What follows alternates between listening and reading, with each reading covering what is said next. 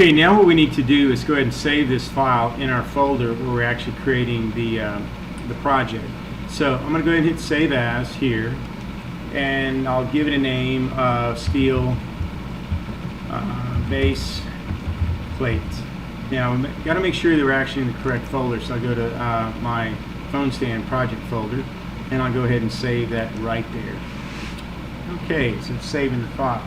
Now the next part we need to build is the box pipe part, and we need to calculate the 60-degree angle for the cut. So let's go ahead and create a new file. Let's go ahead and close this one out for right now. Close that one, and we'll go ahead and create a new file, and let's say Plat Custom again. Again, as I've said before and many times, you can customize your heads-up display like that. The way you actually do that is you come over here to Tools, you come down here to the bottom here where it says Customize, you click on that, and then from there you go over here to your commands and you find a command. Like I'll take this one command here, whatever that is, sketch command. I'll take it and I'll put it out here. So that's how I would customize it, save it to my template, and I'm good to go. Well, in this case I'm not going to use that sketch command because I used the one off the menu up here. But that's how you actually customize your thing, and then you do a file save as. When you do your save as, you go ahead and you can select a template from up here. I have to reach down, there it is, part templates. You can save that as a part template. So anyway, saved our base plate here, so that's all good. I'll cancel out of that. So now we have this new file. What I need to do now is go ahead and again set myself to the top plane. The part that we're actually going to be designing is a piece of box pipe, and we'll just go from center out. So we'll do a rectangle from center, and we'll go ahead and we'll give it a size right here of 2 inches. Okay, and once we get the 2 in, we'll come back and set this to 1.5, so 1.5. All right, now what we ought to do now is to go ahead and to just do a offset entity where we select this, and again it shows the yellow going to the outside. Let's reverse that, and it's going to be a 1/16 of an inch thick, so it's 0.065, and we'll set that in there as you see. Okay, now we'll go ahead now and extrude this part. Let me measure it real quick just to be on the safe side. The scrap piece I have here measures out to be about, looks like 4 7/8, so it'll be 4.875.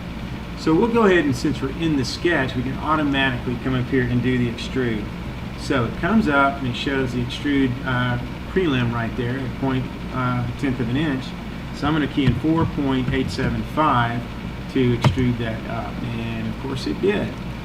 Now I didn't go ahead and put a fillet on the actual sketch. I'm going to actually put a fillet here on the edge of the parts because there is actually a little bit of a round to them.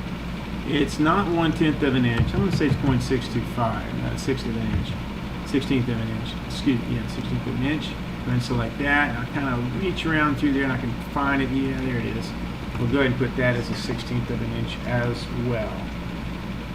Now, if you want, you can go in and detail out the inside if you need to do that. So it'll give you a little bit more of a, I guess, more accurate. If you want to put a, if you want to put a 30-second in there like this, you could come in and do a 30-second. So it should be actually 30-second be 0.03125, and that would be a 32nd of an inch. And I can just kind of probe around and find all of the ones I've drawn from earlier. SOLIDWORKS is real good about finding those hidden lines and letting you go ahead and do a fillet upon them. Okay, so that's basically done. Let's save this part here, and we're going to go ahead and call this guy box pipe, and then save it. BOXPIPE, box pipe. Enter. And it's saved as a box pipe. Okay, double check that one more time. File, save as, make sure I got in the right folder.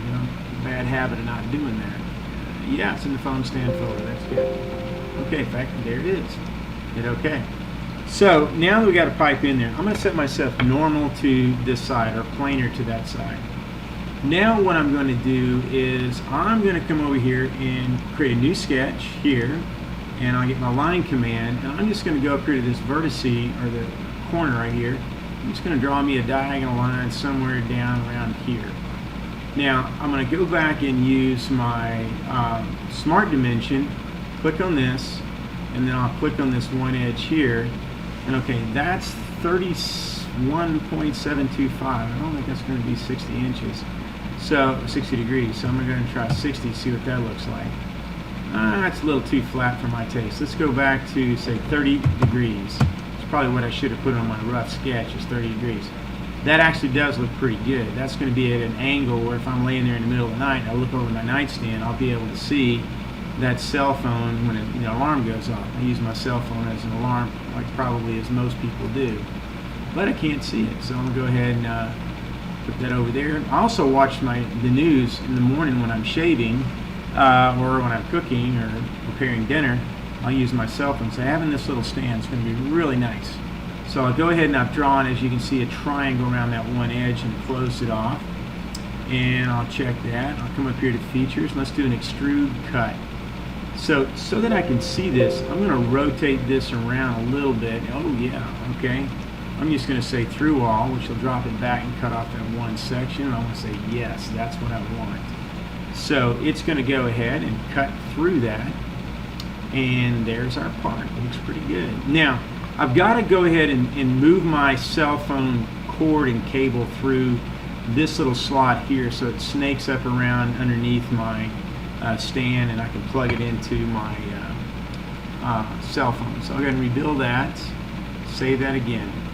So at this time I'll set myself normal to that plane. I'll go ahead and put a center line, which I can get either off my heads-up display or right here behind the line command. I've got center line. So I'm going to put a center line in. Let's make sure to collect the command. We're going to go vertical. We'll go infinite. So I'm going to come down here, since I'm normal to that face, or that face in the front, I'll put that center line in there. Now what I'm going to do is I'm going to come up here and I'm going to go ahead and grab the regular line command, as you see. I'm just going to go ahead and draw me a line about a half an inch, or a quarter of an inch this way. And I'll come up to here, I'll come and I'll just stop right there. So now I'll do my mirror entities. So I've got one line selected, as you see in light blue. I'll grab this other blue, make it light blue, and that one as well. I want to mirror this and copy it, as you see I got copy checked, off of this line there. So I'll do that. Now I have to be a little bit careful here on this cut. So what I'm going to do is I'm going to go to features and do an extrude cut. What I can do on this, which is not what I want there, I can just come up here and grab this control arrow here and pull it back to about 5/8 of an inch. It looks pretty good. We'll go ahead and accept that. And so it's going to go ahead and cut me a 5/8 inch hole. So let's go ahead and rebuild this, and let's save that. So now we got a slot here that's probably just enough where we need to slide our cell phone charging cord through, and then into the bottom. Remember, we got a steep slope here at 30 degrees, which we're going to have to mount the actual resting plate on. So I'm going to come around here to the back, snap to that, hit OK. Well, let's stop here for a moment, and we'll come back to this video and complete